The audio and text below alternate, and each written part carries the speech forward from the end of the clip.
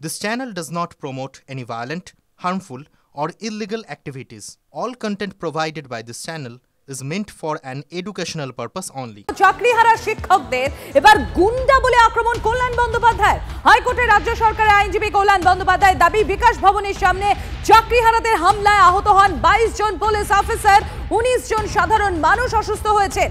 আর এরপরেই শুট চড়ান কল্যাণ বন্দ্যোপাধ্যায়। বিস্তারিত জানবো, শ্রাবন্তী রয়েছেন আমাদের সঙ্গে। শ্রাবন্তী, দেখো, বিকাশ ভবনে 55টি অফিস রয়েছে, যেখানে স্টেট অ্যাডমিনিস্ট্রেটিভ ট্রাইব্যুনাল রয়েছে, ভিজিলেন্স কমিশন রয়েছে এবং স্টেট ব্যাংক অফ ইন্ডিয়ার বিভিন্ন শাখা রয়েছে। যেদিনকে এই আন্দোলন চলছিল সেই সময় একজন অন্তঃসত্ত্বা মহিলা তিনি ভিতরে আটকে পড়েন। এই সমস্ত কিছু উল্লেখ করে যাবতীয় কার্যকলাপে আদৌ তারা শিক্ষক কিনা সেই নিয়ে প্রশ্ন তুলেছেন। কল্যাণ বন্দ্যোপাধ্যায়ের বক্তব্য যে এরা হচ্ছেন হুলিগান এবং আজকের 22 জন পুলিশ অফিসার এদের জন্য আহত হয়েছেন। বিষয়টি আগামীকাল ফের রাখা হয়েছে এবং আদালতের প্রস্তাব মোতাবেক তাদেরকে অন্যত্র সরিয়ে দেওয়া হবে। তুমি জানো যে গতকালই সেন্ট্রাল পার্কে যাতে এদের সরিয়ে দেওয়া হয় তার প্রস্তাব রেখেছিল রাজ্য সরকার এবং সেই মোতাবেক আজকে কল্যাণ বন্দ্যোপাধ্যায় একই ধরনের প্রস্তাব রাখেন এবং শুধুমাত্র সেন্ট্রাল পার্কই নয়, 1500 জন প্রায় বিক্ষোভকারীর জায়গায় সেই বিক্ষোভকারীর সংখ্যা 50 থেকে 60-এর মধ্যে যাতে নামিয়ে আনা হয় তারও আজই জানানো হন আদালতে। আগামীকাল ফের এই মামলা শুনানি রয়েছে। ধন্যবাদ শ্রাবন্তী।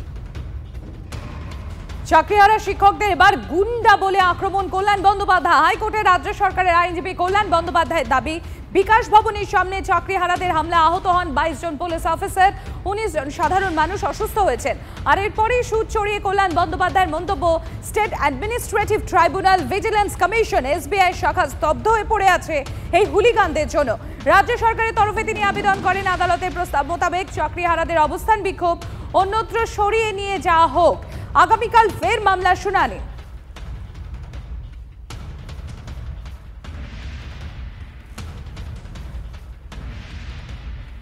চাকরিহারা শিক্ষকদের এবার গুন্ডা বলে আক্রমণ করলেন কল্যাণ বন্দ্যোপাধ্যায়। হাইকোর্টে রাজ্য সরকারের আইনজীবী কল্যাণ বন্দ্যোপাধ্যায় তিনি দাবি করেছেন, বিকাশ ভবনের সামনে চাকরিহারাদের হামলায় আহত হয়েছেন 22 জন পুলিশ অফিসার, 19 জন সাধারণ মানুষও অসুস্থ হয়েছেন। আর এরপরই সুদ চড়িয়ে কল্যাণ বন্দ্যোপাধ্যায়ের মন্তব্য, state administrative tribunal, vigilance commission, SBI শাখা স্তব্ধ হয়ে পড়ে আছে এই সমস্ত হুলিগানদের জন্য।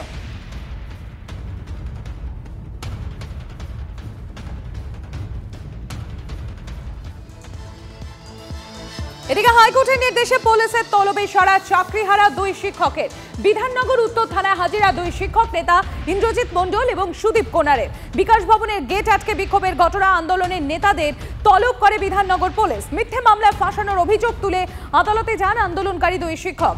হাইকোর্ট তাদের হাজিরা দেওয়ার নির্দেশ দেয়। তবে এই 2 শিক্ষকের বিরুদ্ধে আপাতত কোনো কড়া পদক্ষেপ করবে না পুলিশ, আশ্বাস দিয়েছে রাজ্য।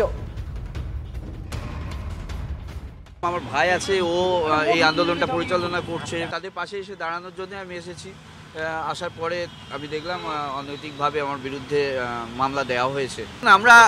আমরা একজন শিক্ষক হিসাবে আইন মানা মানুষ, তো আইনকে তো বুড়ো আঙুল দেখানো যায় না। যারা আইনকে বুড়ো আঙুল দেখায় তাদের মতো আমরা নই।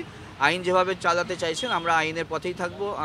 পুলিশ যেভাবে সহযোগিতার কথা বলেছেন আমরা সহযোগিতার হাত বাড়াবো, আমি সেই কারণে এসেছি। আমরা মনে করি যে শিক্ষক হিসাবে একজন শিক্ষক, শিক্ষিকা, শিক্ষা কর্মীদের প্রতি যেভাবে অন্যায় চালিয়ে সরকার আজকে পর্যন্ত কোনো রকম যোগ্য অযোগ্য তালিকা প্রকাশ করেনি, তো আমরা চাই সেই তালিকা প্রকাশ করে দিক বা সরকারও এদের পাশে এসে দাঁড়াক। শিক্ষক আন্দোলনে পুলিশের অতি সক্রিয় হওয়ার দরকার ছিল না, পুলিশের আরো সংবেদনশীল হওয়া উচিত ছিল। শিক্ষকদের মাধ্যম নিয়ে মন্তব্য স্পিকার বিমান বন্দ্যোপাধ্যায়।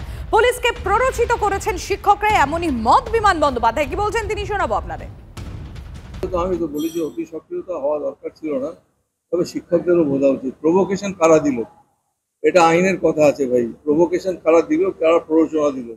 যদি শিক্ষকরা গিয়ে জোর করে তালা ভেঙে ঢোকে, ওরা তো একটা প্ররোচনা দিচ্ছে। প্ররোচনা দিলে সেটাকে প্রতিরোধ করবার জন্য হয়তো ওদের একটু পুলিশকে একটু যদি সংবেদনশীল হতো ভালো হতো, কিন্তু এদের কিছু করার উপায় নেই। ওদের তো বুঝতে হবে, ইচ্ছে করলে পরে এখানে আসে বিধানসভা ভাঙচুর করে দিয়ে চলে যাবে।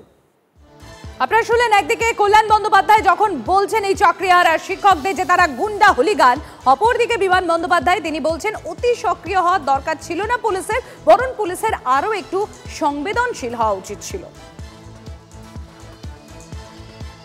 এদিকে আন্দোলনকে বন্ধ করতে ভয় দেখাতে সমন। মুখ্যমন্ত্রী প্রথমে ললিপপ দেখিয়েছিলেন, মুখ্যমন্ত্রী ললিপপে বিশ্বাস করবেন না। আন্দোলনরত চাকরিহারা শিক্ষকদের বার্তা কেন্দ্রীয় শিক্ষা প্রতিমন্ত্রী সুকান্ত মজুমদারের। আন্দোলনকে বন্ধ করার জন্য, আন্দোলনকে স্তব্ধ করার জন্য, ভয় দেখানোর জন্য হচ্ছে। আন্দোলনকারীদেরকে আমি বলবো যে মুখ্যমন্ত্রী ললিপপ দিয়েছেন, আপনারা প্রথমে ললিপপ হয়তো কিছুটা বিশ্বাস করেছিলেন, মুখ্যমন্ত্রীর দেয়া ললিপপে বিশ্বাস করবেন না। বিকাশ ভবনের সামনে শিক্ষকদের লাঠিপেটা, প্রতিবাদে পথে বিজেপি যুব মোর্চা।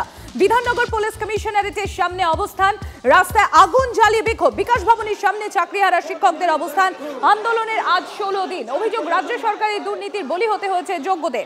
পুলিশি নিগ্রহের প্রতিবাদে করুণাময়ী থেকে বিধাননগর পুলিশ কমিশনারেট পর্যন্ত প্রতিবাদ মিছিল।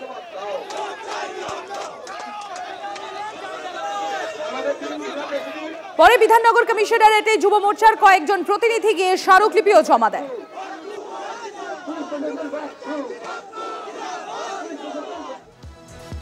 চাকরি ফেরত চেয়ে এবার শিক্ষামন্ত্রীর বাড়ির সামনে অযোগ্যদের ধর্ণা। ব্রাত্য বসুর বাড়ির সামনে ধর্ণায় চাকরিহারা অযোগ্যরা।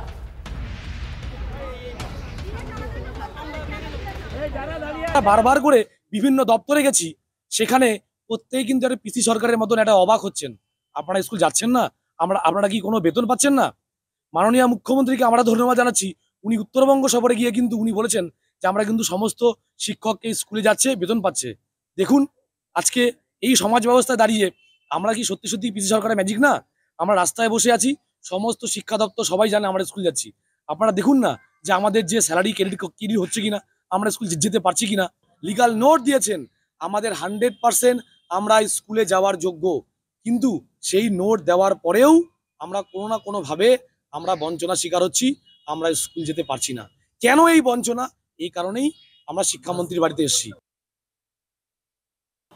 কেন শিক্ষামন্ত্রীর বাড়ির সামনে বিক্ষোভ হবে? একটা মধ্যবিত্ত পাড়া, এর সঙ্গে বাড়ির কি সম্পর্ক? এই চাকরি খাওয়ার রাজনীতিটা তো সিপিএম এর লয়াররা করলো, বিরোধী লয়াররা করলেন। বিজেপির এক সাংসদ আনন্দ করছে চাকরি চলে গেছে বলে, আর মমতা ব্যানার্জি তিনি চাইছেন এদের আবার আইনিভাবে এদের সুরক্ষাটা দিতে। তাহলে যে যারা মানে তাহলে তো এই বিষয়টা গিয়ে দাঁড়াবে যারা চাকরি খাওয়ার রাজনীতি করেছে তাদের বাড়ির সামনেই যান।